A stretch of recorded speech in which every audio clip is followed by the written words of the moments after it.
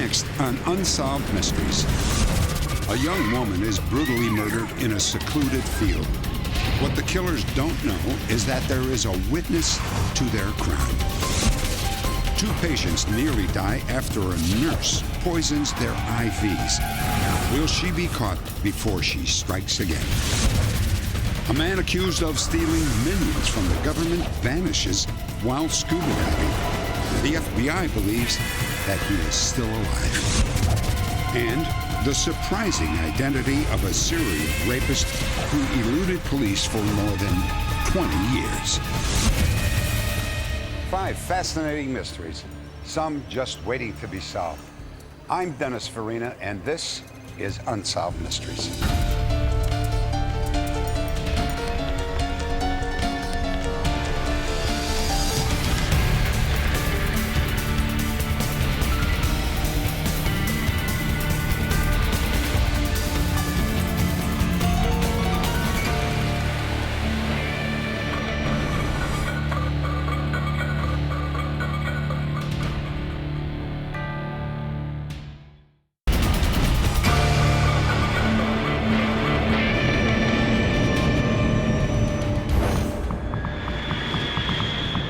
Pomona, California.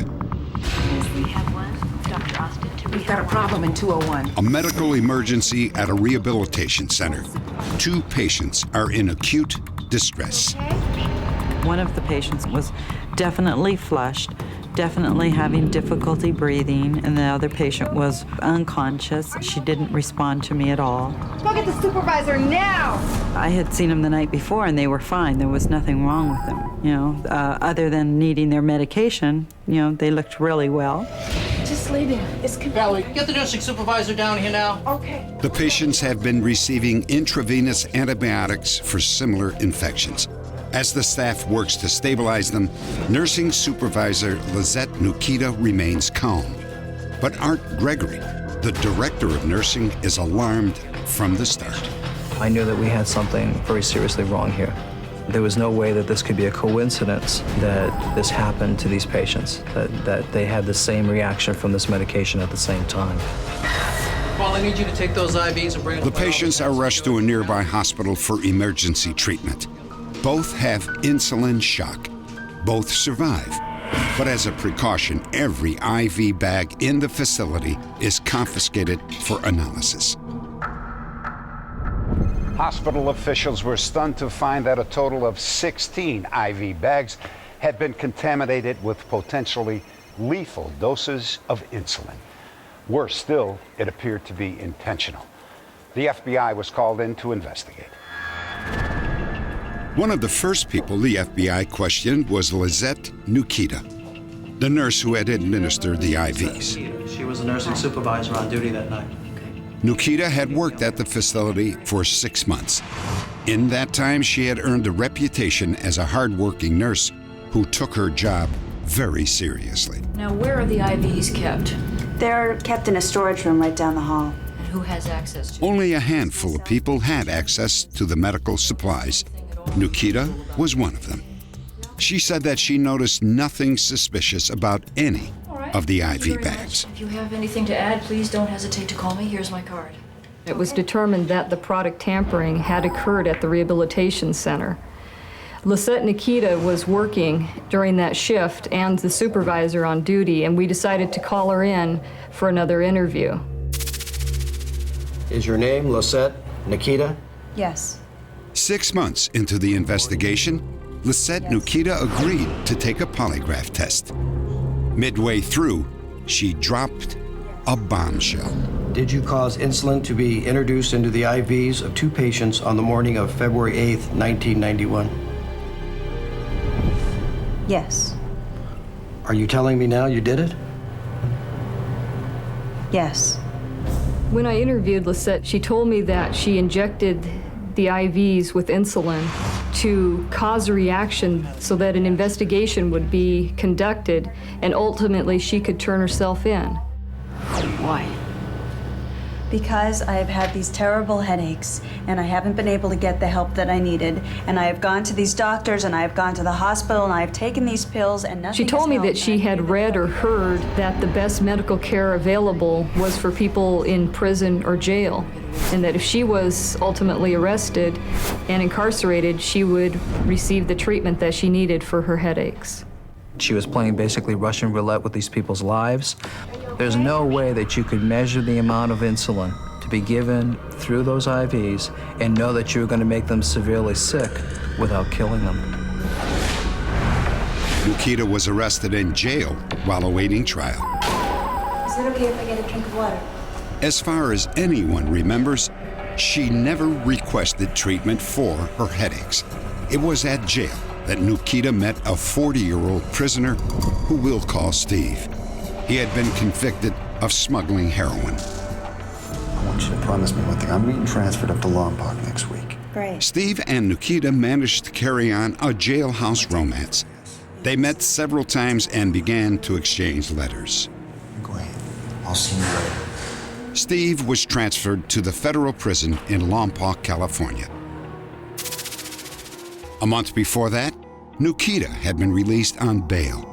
She moved in with her parents to await trial and finally sought treatment for her headaches. Nikita and Steve stayed in close contact through letters and phone calls. Hello? She was obsessed with this man who was always writing to her long letters and calling on the phone. Yeah, I was just writing. I think she didn't have any hope, and she was devastated with the idea of going back to prison. And she used to say, well, he's the only one that loved me.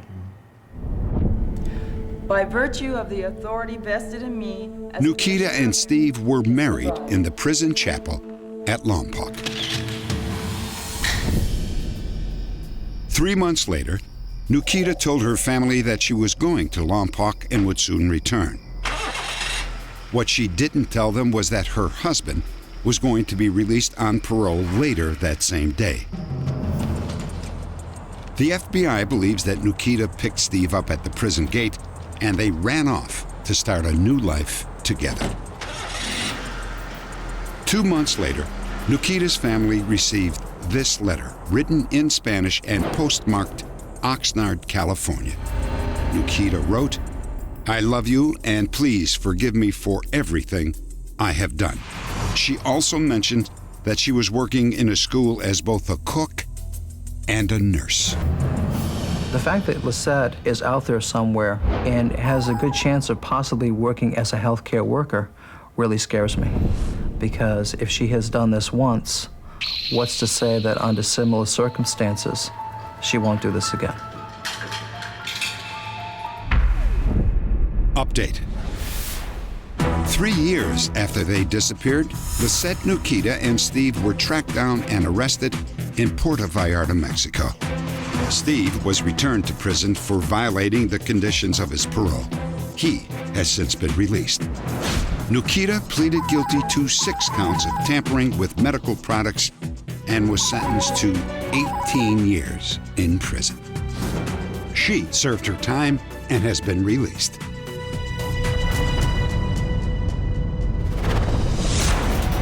Next, police need your help to find a mysterious man who witnessed a brutal murder in Florida.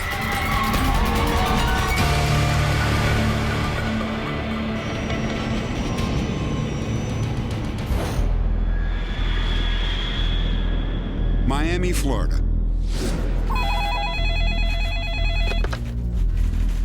911 police and fire. A man calls 911 and tells a police operator that he had just witnessed a horrible crime in the town of Belgrade, 80 miles to the north.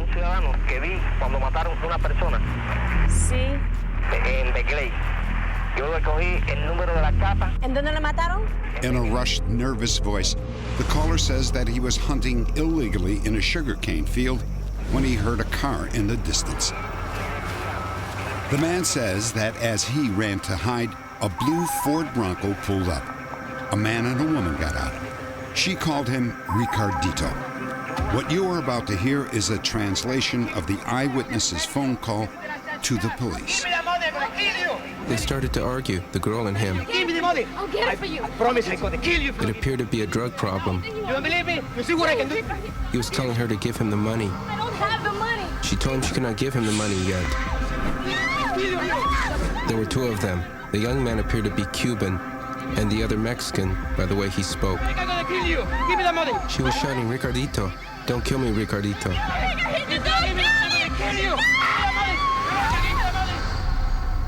After he killed her, he dragged her away. So I got down on my knees because I thought if this person sees me, they're going to kill me too. Then the Bronco pulled away. I saw a 7 and a 2 on the license plate. Then I left because I was scared. But later I thought it's a crime. Perhaps fearing for his safety, the eyewitness waited more than a week before contacting police. He never revealed his identity, but he did provide them with enough clues to begin their investigation. The caller said that the sugarcane field was behind a building shaped like a giant ice cream cone. The Palm Beach County Sheriff's Department sent a detective to investigate.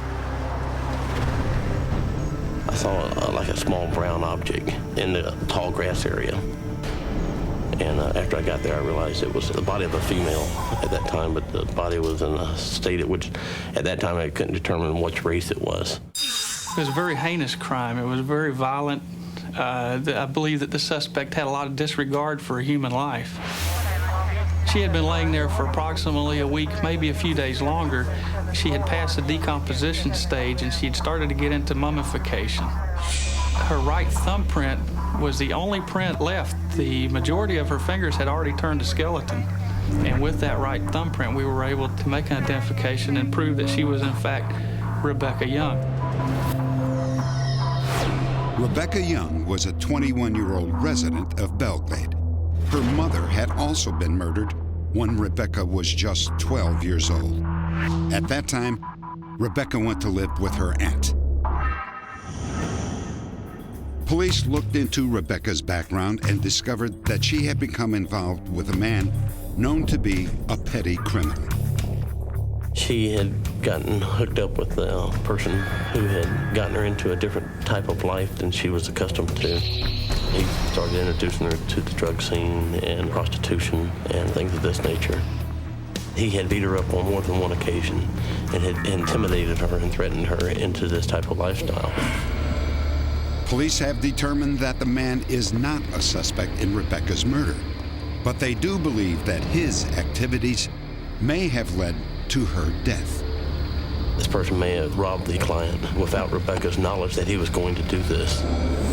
Rebecca may have suffered the consequences as a result of his actions. 3 weeks after Rebecca's murder, the Sheriff's Department arrested a possible suspect. He was a local man who reportedly told a prostitute that he had killed a black woman. Police suspected that the man was drunk or stoned at the time they pulled him in. What'd you stop me for? Sir, step to the back of your car. I know what you guys want, right there. Come on, give me a... Before I could interview him, he told me that I wanted to talk to him about a murder. And when I told him, no, I wanted to talk to him about the prostitute he had been out with, he said, I don't want to talk to you, I want an attorney. And at that point where we didn't have any further evidence that he was involved in this, I had to release him.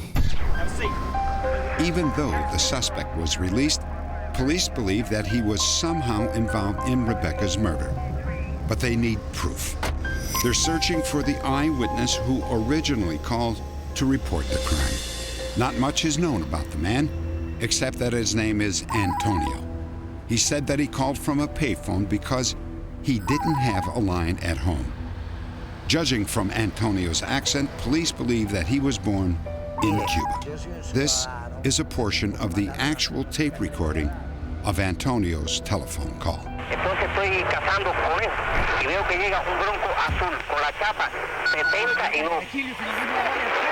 Entonces ellos empezaron a discutir, la muchacha y él. Entonces él le parece que es un problema de droga, ¿no? Entonces donde él le decía... The police and Rebecca's friends and family hope that Antonio will come forward. If you have any information, please log on to our website at unsolved.com. Next, a wealthy heiress dies, leaving a $1 billion estate. Some say that she was murdered for her money.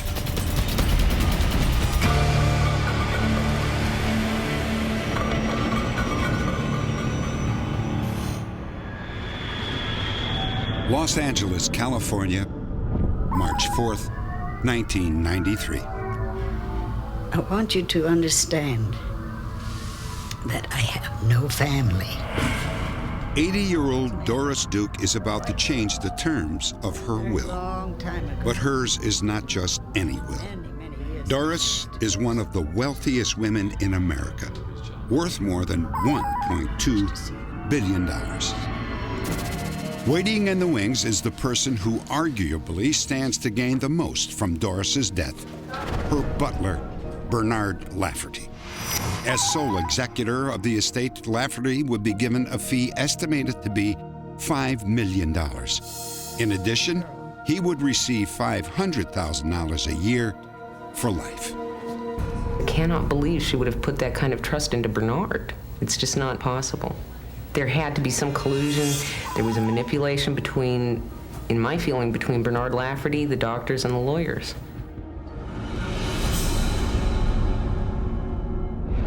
The last will and testament of Doris Duke was bitterly contested. There were even allegations of murder. It was a sordid end to a charmed life. Doris Duke was the only child of tobacco tycoon James Buchanan Duke. She was just 12 years old when her father died, leaving her $100 million, a third of his holdings. The press called her the richest girl in the world. As Doris grew up, her fortune grew too, from millions to over $1 billion. She personified the rich during the Great Depression. She was a cross between Princess Di and Madonna in the press. People treated her as if she were a major, major star. Doris Duke led an eccentric and lavish lifestyle. She was married twice, divorced twice, and reportedly had dozens of lovers. Among them, movie idol Errol Flynn, General George S. Patton, and Duke Kahanamoko, the Olympic swimming champion. Kahanamoko allegedly fathered Doris's only child, a daughter who died at birth in 1940. Doris was 27. It wasn't until Doris was well past 70 that she adopted a daughter, a 35-year-old woman named Shandy Hefner. In 1987, Doris changed her will and named Shandy as executor. Eventually, she and Shandy had a falling out, but not before Shandy introduced Doris to Bernard Lafferty. He was an alcoholic. He had a tremendous drinking problem. Doris told other family members that she was pretty disgusted with him. That's why so many family members were so surprised when, in the end, he was in control. In 1991, Doris Duke removed Shandy as executor and replaced her with Dr. Harry Demopoulos, who billed himself as a longevity specialist. When I went over with her who were the list of possible candidates for executor, Bernard wasn't even on the B list. He wasn't on the A list, he wasn't on the B list. Within a year, that had changed. Dr. Demopoulos was dropped and replaced by Duke's accountant, who was then replaced by Duke's half-nephew, along with the butler, Bernard Lafferty.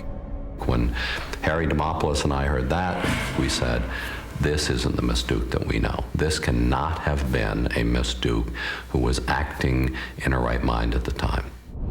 On Wednesday. Some say that Lafferty was a natural choice for co-executor.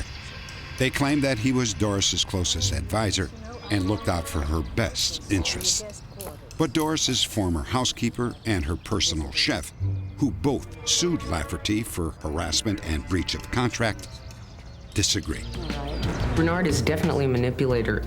Bernard let people in and let them out. He picked up the phone. So after a while, he had control of who got in touch with Miss Duke. He would instruct other employees of Miss Duke to have conversations with Miss Duke about how devoted he was to her. He was trying to win her trusts and affections in an obsessive kind of way. Everything seems to be fine for now. At the age of 78 and within days of naming Lafferty as co-executor, Doris decided to have extensive cosmetic surgery. The surgeon, Dr. Harry Glassman, was reportedly recommended by Lafferty. 2 days after the surgery, while on medication, Doris fell at home and broke her hip. Dr. Glassman referred her to Beverly Hills physician, Dr. Charles Kivowitz, who became her primary physician. Over the next year, Doris was in and out of the hospital several times. Following March, she was suffering from episodes of mild confusion.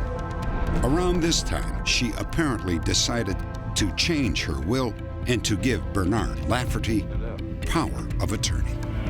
Papers were drawn up by attorneys who had been recommended by Dr. Glassman. One of them, Bill Doyle, helped Doris at the signing. Miss Duke, we've prepared your will. The signing took place at Cedars-Sinai Medical Center. Ann Bostich was in the room and claims that Doris did not know what she was signing. She couldn't really sign it. She just sat there like a wooden statue. And Bill Doyle lifted the will up and put his briefcase underneath to raise it up. And she still couldn't sign it. So he slid his hand under her wrist and sort of propelled her hand along so she could scrawl her name. And I stood there and I was totally shocked. I thought, there's something really wrong here. Very good. Thank you very much, Miss Duke. In a sworn deposition, Bill Doyle claims that Doris was of sound mind and knew what she was doing. A few weeks later, Lafferty was named sole individual executor of the estate. He went on a spending spree. $60,000 on Armani clothing, $25,000 on jewelry, and several thousand more on flowers and gifts, all charged to the estate. In July of 1993, Doris suffered a stroke. She returned home after 2 months in the hospital. Her bedroom had been turned into a makeshift intensive care unit with 24-hour nursing supervision. Miss Duke? Miss Duke? According to Dr. Kivowitz, Doris's condition began to deteriorate.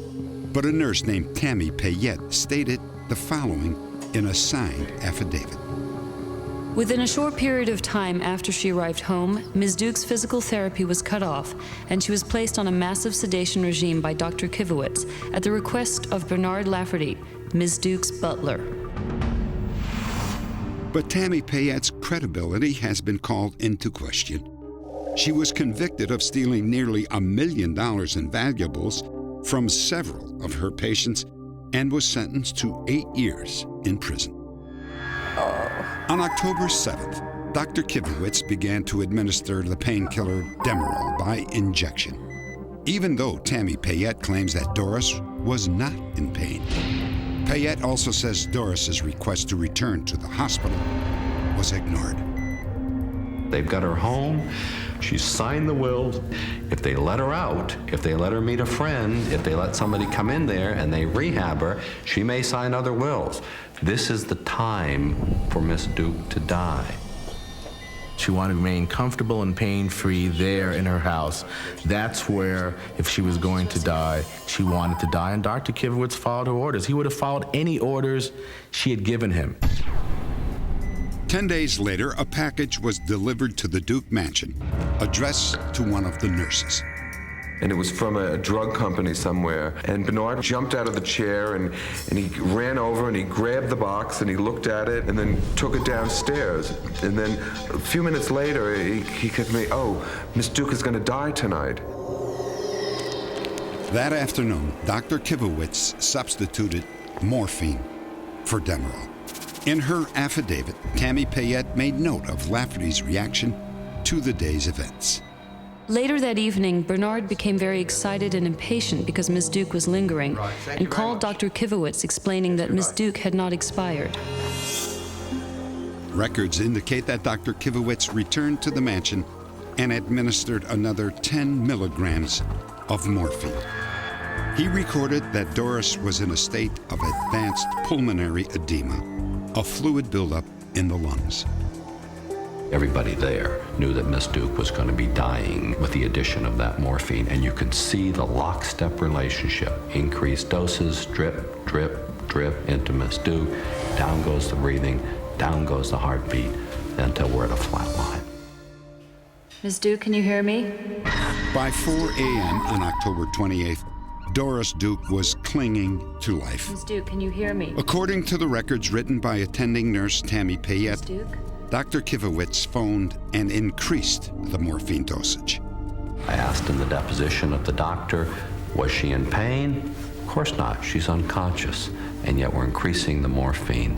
There's no reason other than pain or terminating a patient to increase the morphine at that point, and that's what happened with Miss Duke. Dr. Kivowitz did everything he could to keep her pain-free and comfortable, and whenever he gave Nurse Payette the discretion to increase the medication if necessary, Nurse Payette increased it far beyond what he authorized, then claimed 18 months later that he was the one over-medicating her. It doesn't make sense. At 5:15 a.m., according to notes from another nurse, a 100 milligram dose of Demerol was added to the morphine drip by, quote, telephone order of Dr. Glassman per Dr. Kivowitz. 1 hour later, Doris Duke was dead. I believe that woman wanted every chance possible to live. She had a strong constitution and a will, and I know she wanted to live, and I know they killed her. Update. After a prolonged investigation, the Los Angeles DA's office found no credible evidence of criminal homicide in the death of Doris Duke. The civil suit challenging Duke's will, filed by her former housekeeper and cook, was also dismissed. Bernard Lafferty has since died. Next, a surprising update on a rapist and murderer who terrorized women in upstate New York. And later, a businessman vanishes after scamming the government out of millions of dollars.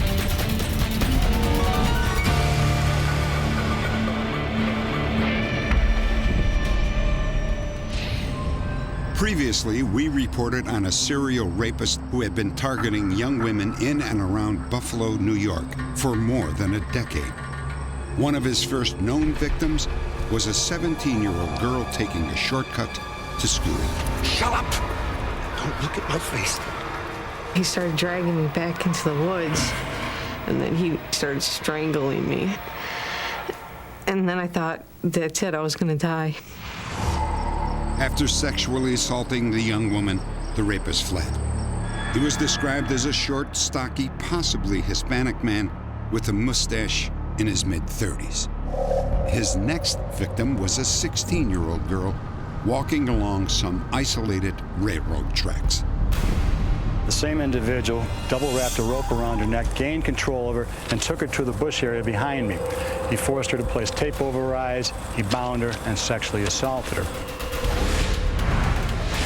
Over several months, the attacker assaulted 6 women using the same method before letting them go. His 7th victim wasn't so lucky. 22-year-old Linda Yalem was a student at the State University in Buffalo when she was attacked.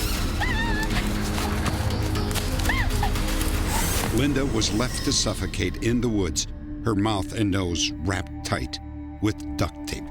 It was premeditated murder. He planned on killing her when he grabbed her that day. Once he put that tape over her nose and her mouth, there was no chance for survival. After 4 years, the man police called the bike path rapist struck again. A 14-year-old was his 8th known victim. This guy strikes so infrequently, he's very hard to profile. Very, very difficult. He's either got tremendous self-control or else he's hitting in other parts of the country that we're not aware of. Update. The so-called bike path rapist has been identified as 49-year-old Altemio Sanchez of Cheektowaga, New York. a suburb of Buffalo. Sanchez was a married church-going Little League coach with 2 grown children. Acting on a tip, police had put Sanchez under surveillance. They obtained DNA from a drinking glass at a restaurant Sanchez had visited and matched it with DNA found at some of the crime scenes. A DNA match also linked Sanchez to 2 earlier sexual assaults for which another man was already serving time. In 1985, Anthony Capozzi, who suffers from schizophrenia, was convicted of raping 2 women and was sentenced to 35 years in prison. After 22 years behind bars, Anthony was released and reunited with his family, who never doubted his innocence. By the time that Artemio Sanchez was arrested, the statute of limitations had run out on the rape charges. Sanchez eventually pled guilty to 3 counts of murder in the 2nd degree and was sentenced to 75 years to life.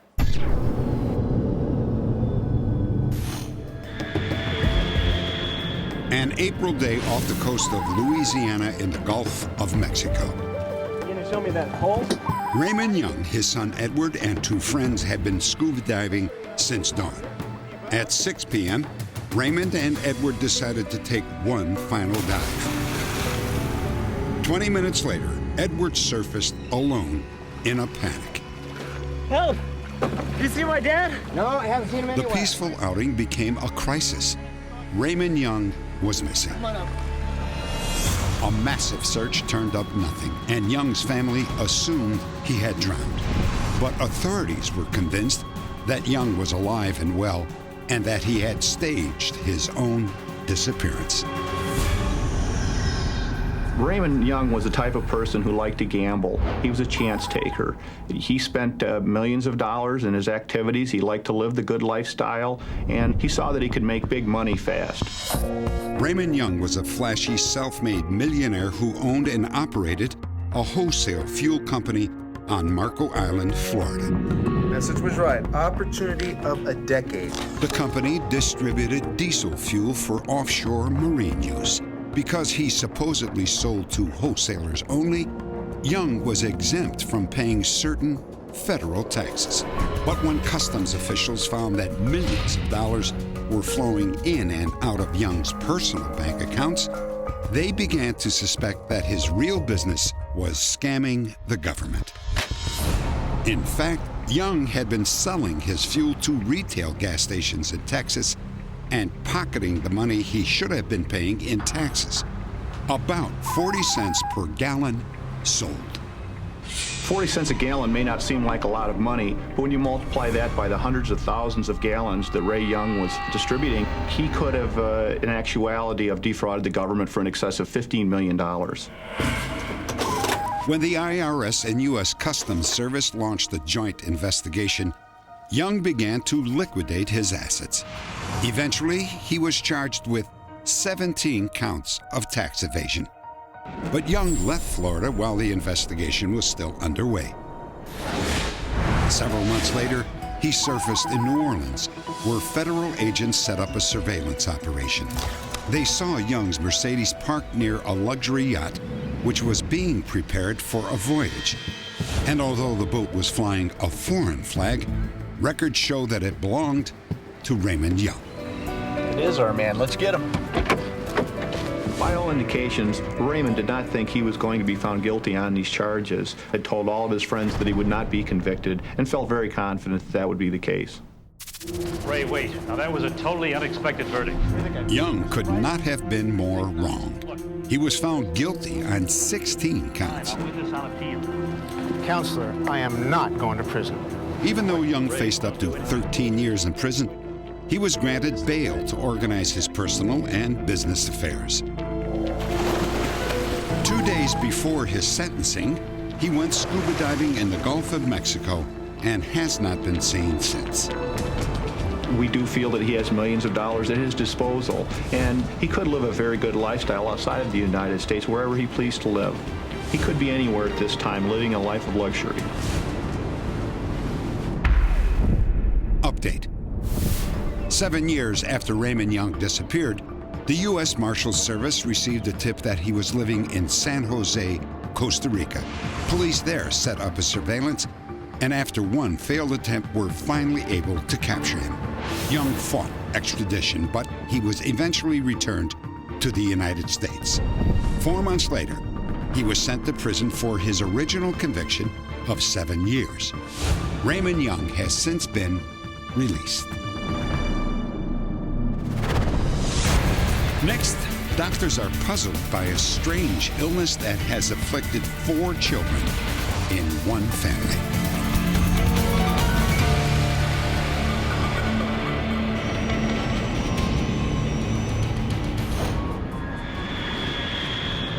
Vallejo, California. One February day, Christina Smith returned home from a brownie meeting. Mommy, I don't feel good. Why don't you come over here and sit down by me? I gave her medicine and I brought her upstairs. So she stayed up during the night complaining of her sore legs and stomach ache, which I actually thought it was due to the fact from the cold. The next morning, I thought it was a good idea for Christina to sleep in. Just after breakfast, Christina's Uncle Joseph stopped by for a short visit. I went upstairs and I found Christina laying down. She opened her eyes and looked at me, and there was a glaze in her eyes. Christina, you better get over here. There's something wrong with Christina.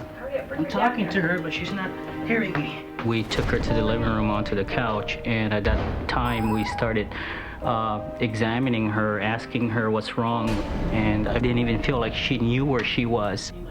By that time, her neck had swelled, and she was having seizures. Wake up, Christina. Christina, wake up. At that moment, Tina's husband, Charles, arrived home from work. I didn't know what was going on, so I walked over and I looked into Christina's eyes, and she looked relatively unconscious.